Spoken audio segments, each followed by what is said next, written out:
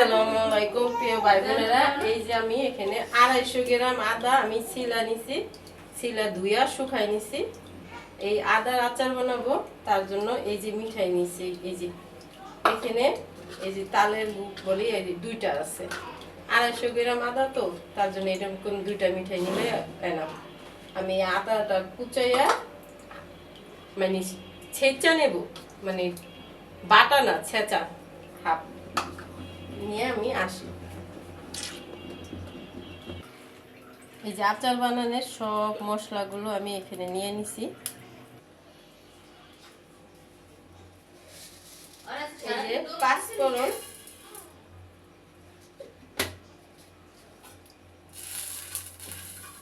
পাঁচফোড়নটা শুকনো খোলায় একটু ভালো করে ভাইজা নেব, একদম হালকা ভাবে, একদম বেশিও না, পুরা ফেলান যাব না। পাঁচফোড়নটা পড়লে আবার এলো আচারটা খাইতে তিতা লাগবে।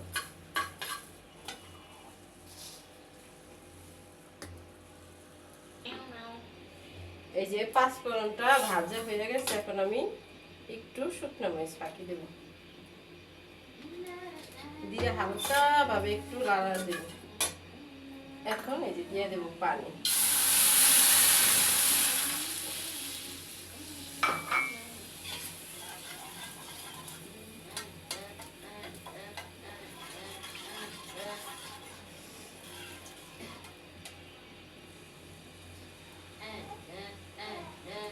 এখানে আছে সাদা গোলমরিচ ফাঁকি, জিরা ফাঁকি, বিট লবণ, ধইনা ফাঁকি। এখানে আছে শুকনো মরিচ, চিনি ফ্লেক্স বলে ওইটা, একটু আমি রাখবো, একটু পরে দেব। এখন এই যে মিঠাইটা নিয়েছিলাম, আপনারা চেষ্টা করবেন খেজুরের গুড়টা দিয়ে বানাইতে। এটা খেজুরের গুড়, তালে বলে ছোট ছোট মুচি। খেজুরের গুড়টা অনেক বড় হয়, এটা হলো ছোটটা। এটা দিয়ে বানাইলে কি ঘেরানটা অন্যরকম আসে। চিনি দিয়েও বানাইতে পারবেন, চিনি দিয়েও যে বানান যায় না তা না, চিনি দিয়েও বানাইতে পারবেন, কিন্তু এটার ঘেরানটা একটা স্বাদ অন্যরকম হবে।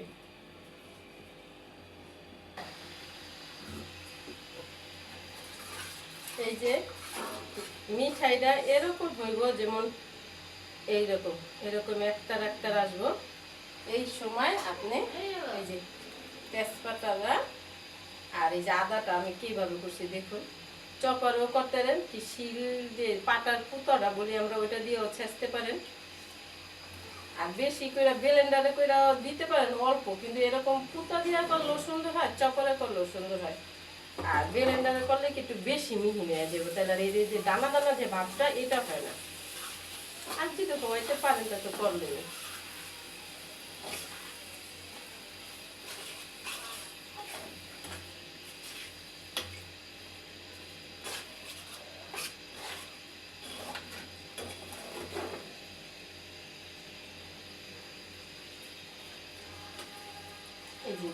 আমি কিন্তু আদাটা ছিলা শুকাই নিছি, তারপরও চিনিতে দিছি। এই যে এখন যে একতারের একটা ভাব ছিল, এই জিনিসটা কিন্তু নাই, পানি ছেড়ে দিছে। এইটারে আবার শুকাই একদম শুকনা করে নিতে দেব, পানি থাকতে পারবো না আচারটা।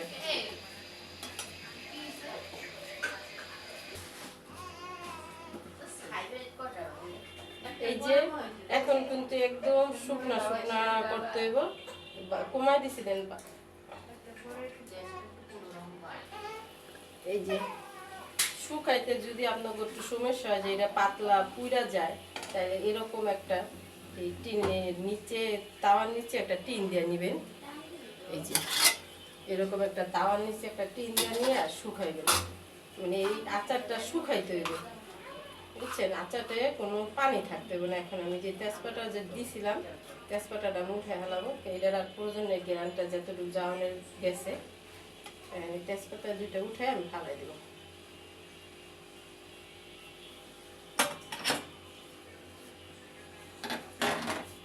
এখন এরকম এই মুহূর্ত আপনারা একটু সাবধানে থাকবেন, কারণ নিচটা যদি পুইরা যায় তাইলে আচারটা খাইতে ভালো লাগবে না, তিতা তিতা একটা ভাব আসবে। এই মুহূর্তে যদি আপনারা সুন্দর করে লাড়াচাড়া দেন, তাহলে লাড়াচাড়াটা পড়বো না। এই যে দেখুন, একদম একটু শুকনা শুকনা রাখতে দেব। এখন আমি আচারের একটা যে মশলা, এই মশলাটা দেব। আমি তো বেশি বানাই নেই, 250 গ্রামের এই আদার আচার বানাইছি। আপনারা যদি বেশি বানান তাহলে মশলাটা একটু বেশি নেবেন, মিঠাইটা একটু বেশি নেবেন। মানে যেরকম বেশি বানাইলে তো ওরকম একটা মশলা মিঠাই তো ওইটা বেশি দিতেই হয়। তো ওরকম ভাবে বানাইবেন। আর লাস্ট ফিনিশিংয়ে এই যে এই যে সিরকা, এই সিরকাটা আমি আপনাদের মাইপে দেখাই। এই যে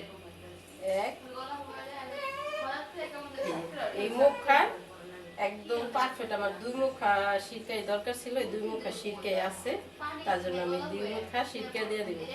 আপনারা সিরকাটা ব্যবহার করবেন এই আচারটা, এই সাদাটা, এই যে দেখুন।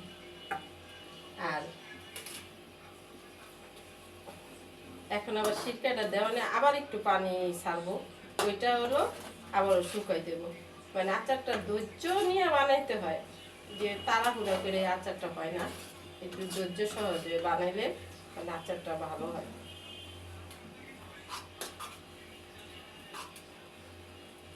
আর দেব হইলো এই যে 5 ফোড়ন, এটা হইলো 5 ফোড়ন ফাঁকি, আমি দানাও দিছি, এখন 5 ফোড়ন ফাঁকিটাও দেব। এই যে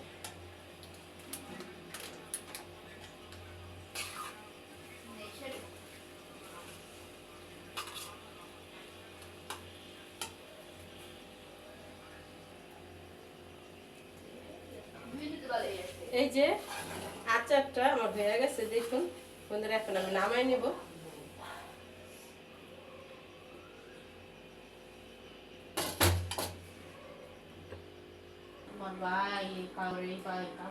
এই যে দেখুন আমার আচারটা, কেউ কইব আচ্ছা দেখলে যে এটা হইলো এই আদার আচার। এখন আমি ঠান্ডা হোক তারপরে দেখুন পুরো। এই যে দেখুন আমার হইলো, এই যে হলো আমার আচার, আদার আচার। দেখুন কত সুন্দর দেখা যায়। এখন ঠান্ডা হয়ে গেছে। এরকম করে ছোট ছোট করে গুলি করবেন, এরকম হাতের তালায় নিয়ে একটু ছোট ছোট করে এরকম করে একটা একটা করে গুলি করবেন। এই একটা গুলি ঠান্ডার দিনে খাইলে ঠান্ডার জন্য, কাশির জন্য অনেক উপকার হয়। এই যে দেখুন কত সুন্দর দেখা যায়। ওই যে আমার আদার আচারটা দেখুন কত সুন্দর দেখা যায় মাশাআল্লাহ দিলে। আর খাইতেও খুব ভালো হয়েছে। যদি ভিডিওটা ভালো লাগে লাইক শেয়ার সাবস্ক্রাইব করুন বন্ধুরা। আল্লাহ হাফেজ।